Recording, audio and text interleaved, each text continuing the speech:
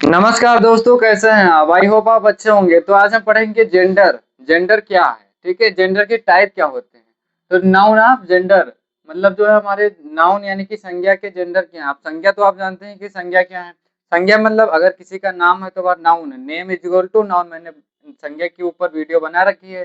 तो भाई साहब, ब्रह्मांड में ऐसी कोई चीज ही नहीं है जिसका कोई नाम ना हो। ब्रह्मांड में बहुत सारी चीज है जिसका कोई नाम है, तो भाई उसका जो है जेंडर भी अलग अलग होगा ना। कोई फेमिन, कोई common gender, feminine, neutral, masculine gender.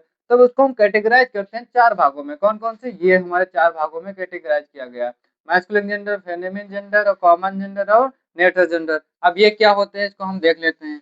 तो मैस्कुलिन जेंडर में क्या होता है? मैस्कुलिन जेंडर की हिंडिंग होती है पुल्लिंग, यानी it denote a male animal. यह पुरुष जाति का बोध कराता है। ठीक है, मैस्कुलिन जेंडर मैस्कुलिन जेंडर जो है पुरुष जाति का बोध कराता है। जैसे मैंने किया बॉय, तो बॉय में जितने सारे लड़कियां हैं वो सब हमारा क्या हुआ?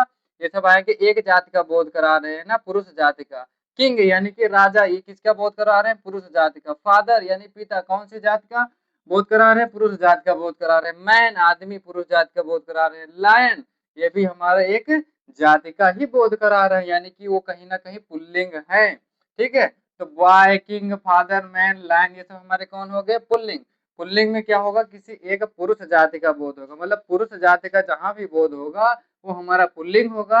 और फेमिनिन जेंडर क्या है? मतलब स्त्रीलिंग। तो it's denote a female animals, मतलब यह स्त्री जाति का बोध कराता है। ठीक है, तो वो हमारा हो जाएगा फेमिनिन जेंडर। जैसे गर्ल, गर्ल मतलब लड़की। अब ये कहीं ना कहीं स्त्री जात का बोध करा रही है।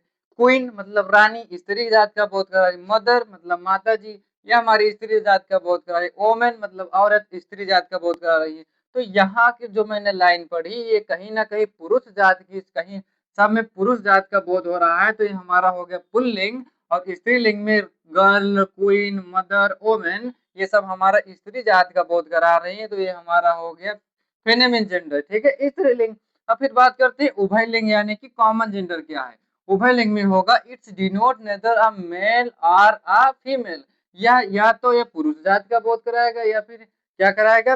स्त्री जात का। मतलब इसमें कंफ्यूजन रहती है ना, हमें क्लियर होता है कि ये पुरुष जात का है ना ही स्त्री जात का। ये दोनों ही आपस में जुड़े होते हैं। जैसे मैं बात करता हूँ टीचर, तो टीचर टीचर हमारे पुरुष वाले जितने टीचर होंगे वो भी आएंगे इसमें। गर्ल्स के जितनी भी टीचर होंगी वो भी हमारे इसमें आएंगे। मतलब एक कॉमन जेंडर है। स्टूडेंट, स्टूडेंट में हमारे गर्ल्स भी आ जाएंगे और हमारे स्टूडेंट यानी कि हमारे बॉयज भी, गर्ल्स और बॉयज दोनों स्टूडेंट में आ जाएंगे। डॉक्टर, डॉक्टर गर्ल्स भी होती है और हमारे बॉयज भी होते हैं, तो वो सभी डॉक्टर में आ जाएंगे। फ्रेंड्स, फ्रेंड्स मतलब दोस्त, मित्र, हमारे जो है बॉयज भी होते हैं और गर्ल्स भी होती हैं। ठीक है, जैसे मान लिया करते हैं बेबी यानी कि बच्चा, ये क्या है? उसमें हमारे गर्ल्स भी आएंगे और हमारे बॉयज भी आ जाएंगे। तो जिसमें हमारा क्लियर ना हो कि ये गर्ल्स हैं या बॉयज हैं, वो हमारे हो जाएंगे उभयलिंग यानी कि कॉमन जेंडर में। जैसे टीचर मैंने बोला, तो टीचर अब कंफर्म नहीं कि मैं किस टीचर की बात कर रहा हूँ। मैं किस टीचर की बात कर रहा हूँ, या फिर पुरुष टीचर की बात कर रहा हूँ या फिर महिला टीचर की बात कर रहा हूँ, इसमें क्लियर नहीं है। टीचर हो जाएगा हमारा उभयलिंग यानी कि कॉमन जेंडर। और फिर न्यूट्रल जेंडर क्या है? नपुंसकलिंग। It's denote neither a male nor a female, मतलब ना तो यह पुरुष जात का बोध कराता है ना ही स्त्री जात का बोध कराता है। तो ये हमारा हो जाएगा नपुंसकलिंग यानी न्यूट्रल जेंडर। जैसे बुक, बुक हमारा स्त्रीलिंग पुल्लिंग से कोई मतलब है भाई? बुक से तो ये, जैसे इसमें उभय लिंग, जो हमारा नपुंसक लिंग है न्यूट्रल जेंडर, इसमें क्या होगा? नॉन लिविंग थिंग आएंगे। जैसे बुक नॉन लिविंग थिंग है, मतलब निर्जीव वस्तु है। निर्जीव वस्तुएं क्या होती हैं? जिनमें कोई जान नहीं होती। निर्जीव मतलब बुक, ये हमारी निर्जीव वस्तु है। टेबल निर्जीव वस्तु है। चेयर निर्जीव है। पेन निर्जीव है। कार निर्जीव है। तो इससे हमें किसी भी ये नहीं पता चल रहा है कि बुक हमारी जो है पुल्लिंग है या स्त्रीलिंग है या उभयलिंग है। नहीं भाई, इसमें हमारा जो है ये जो है स्त्रीलिंग और पुल्लिंग से कोई मतलब ही नहीं है। ये हमारा अलग टॉपिक हो गया। मतलब न्यूट्रल जेंडर नपुंसकलिंग यानी कि ये जो हमारा जितने भी नॉन लिविंग थिंग होगी, जितने भी निर्जीव वस्तुएं होंगी वो हमारी नपुंसक लिंग में आएंगे। जैसे बुक ये हमारा नपुंसक लिंग, टेबल नपुंसक लिंग, चेयर नपुंसक लिंग, पेन हमारा ये इसी में आएगा। चेयर भी नपुंसक लिंग में आएगा। तो मतलब हमारे जेंडर कितने हुए? फोर टाइप के। कौन कौन से?